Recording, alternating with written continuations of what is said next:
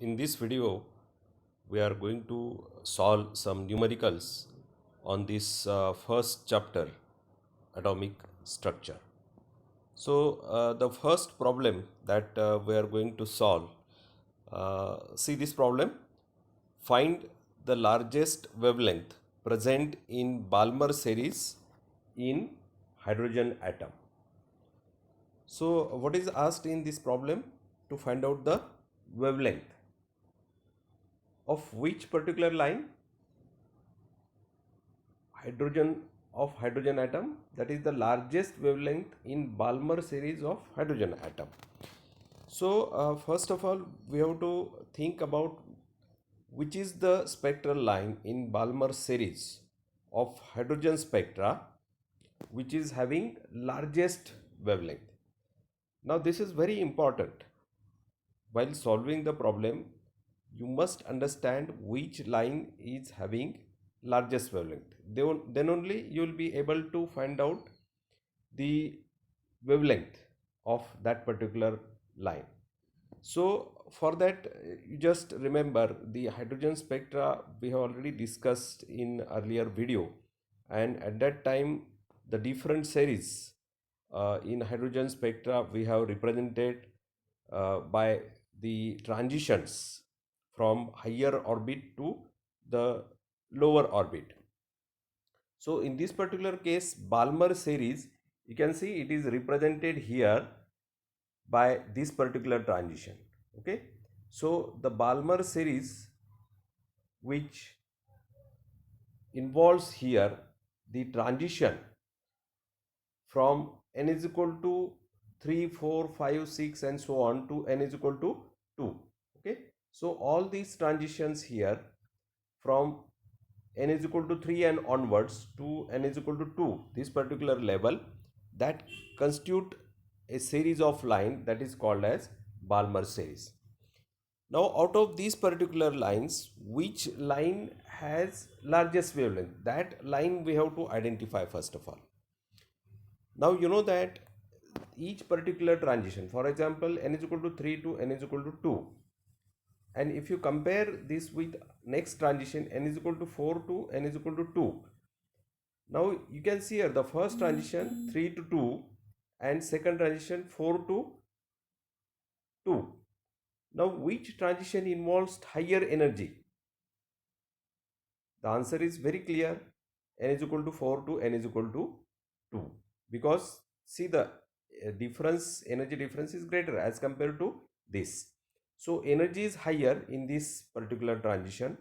So energy and wavelength relation, you know that it is governed by the formula E is equal to hc upon lambda. That means energy is inversely proportional to wavelength. So here in this transition higher energy and in this transition lower energy. So higher energy means lower wavelength and lower energy means higher wavelength.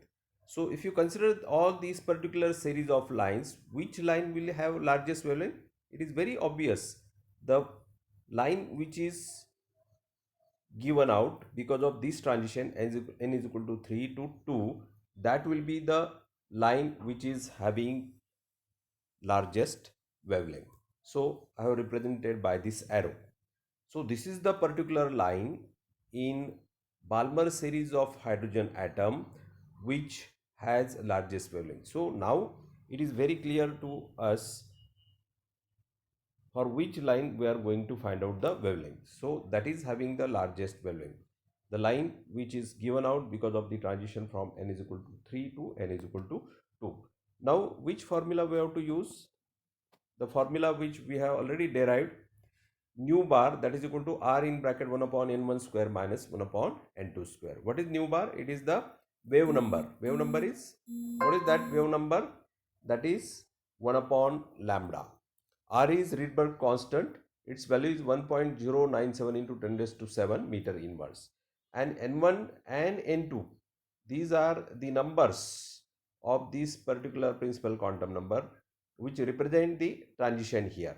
Okay, so the values are, you can see here, n1 is 2 and n2 is 3.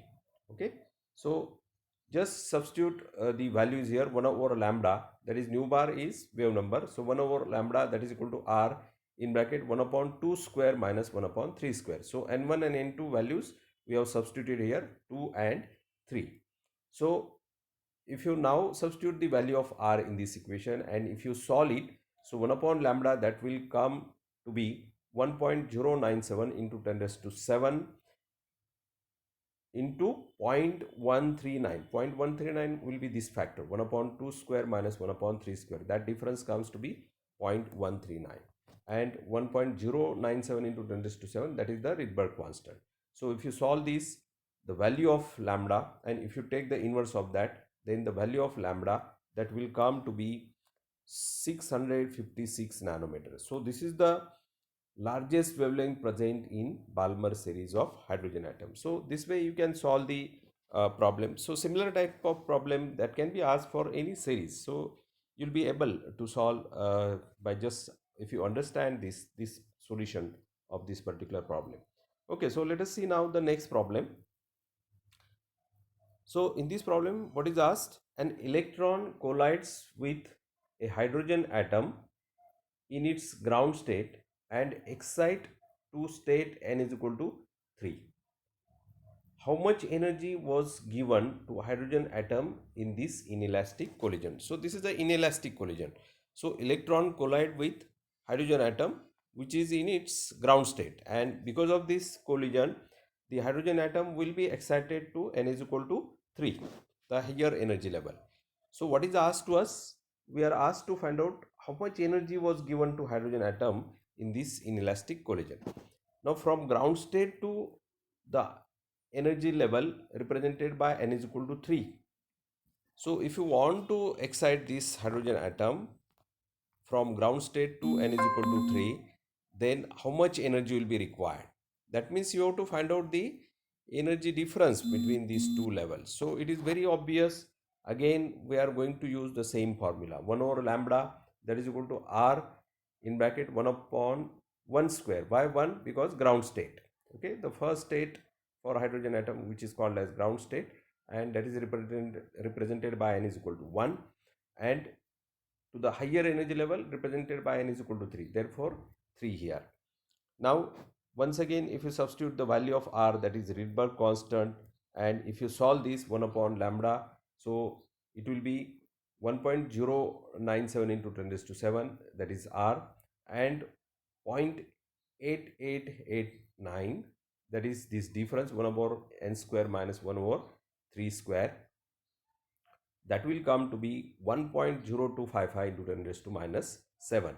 And if you take, this is 1 upon lambda, this value is 1 upon lambda, and if you take the inverse of that, that will come to be lambda is equal to 102.55 nanometer.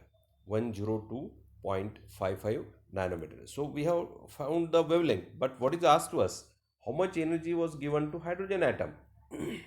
So lambda we have found, and we are asked to find out how much energy. So what is the relation between energy and lambda? So E is equal to h nu, that is equal to hc upon lambda, because nu is equal to c upon lambda. So energy we are going to find out. So the formula is hc upon lambda. We have derived the value of lambda, and h and c are constant. What is that constant? H is Planck's constant, 6.63 into 10 raised to minus 34 joule second, and c is velocity of light, 3 into 10 raised to 8 meter per second. So just substitute these values. So E is equal to 6.63 into 10 raised to minus 34 into C, that is 3 into 10 raised to 8, divided by lambda, that is 102.55 into 10 raised to minus 9. Nanometer means 10 raised to minus 9. Okay, nano, 10 raised to minus 9.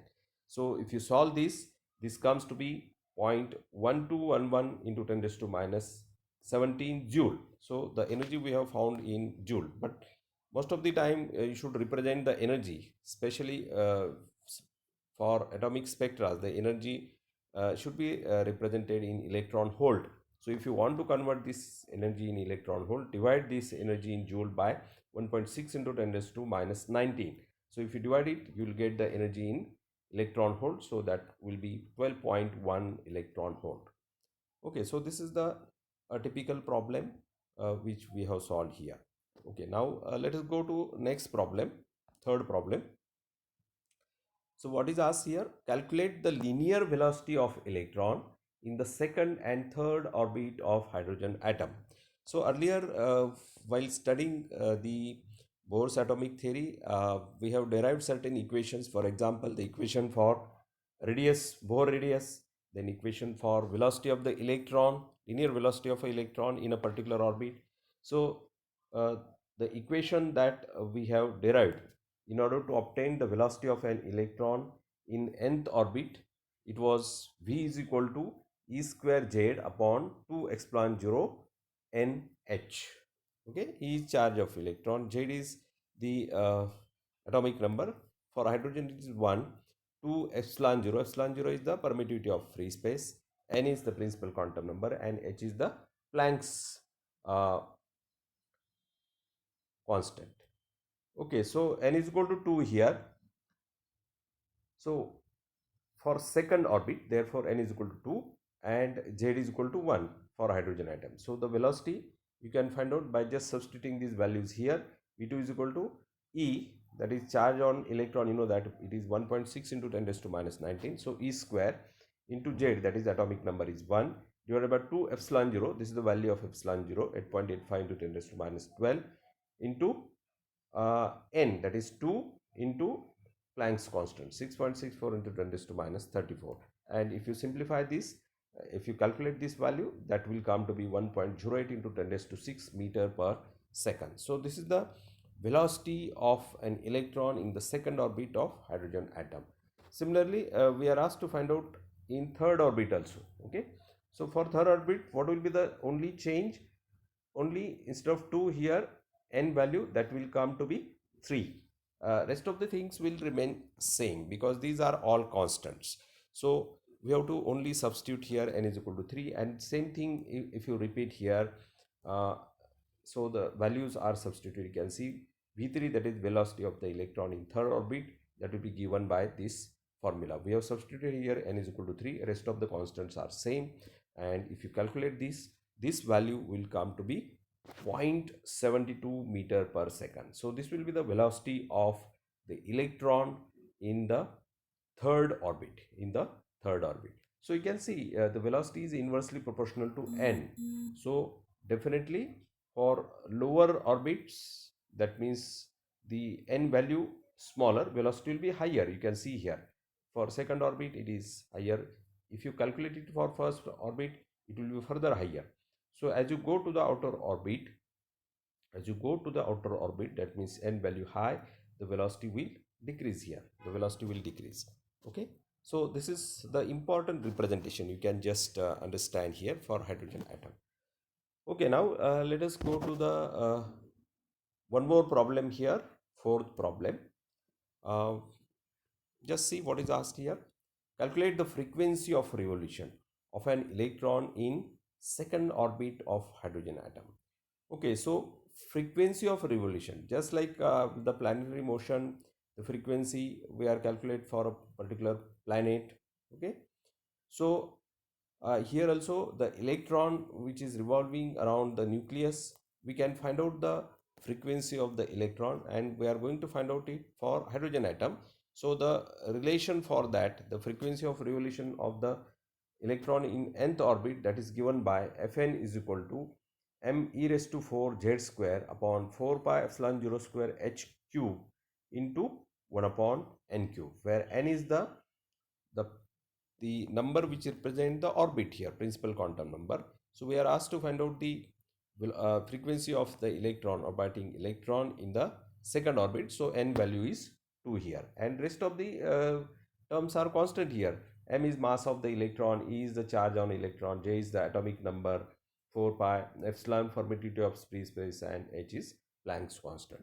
So the values are again, since second orbit, so n is equal to 2, atomic number Z is equal to 1 for hydrogen, mass of electron 9.11 into 10 raised to minus 31 kg, charge on electron 1.6 into 10 raised to minus 19 coulomb, and this is the permittivity of free space, and this is the Planck's constant. So just substitute these values.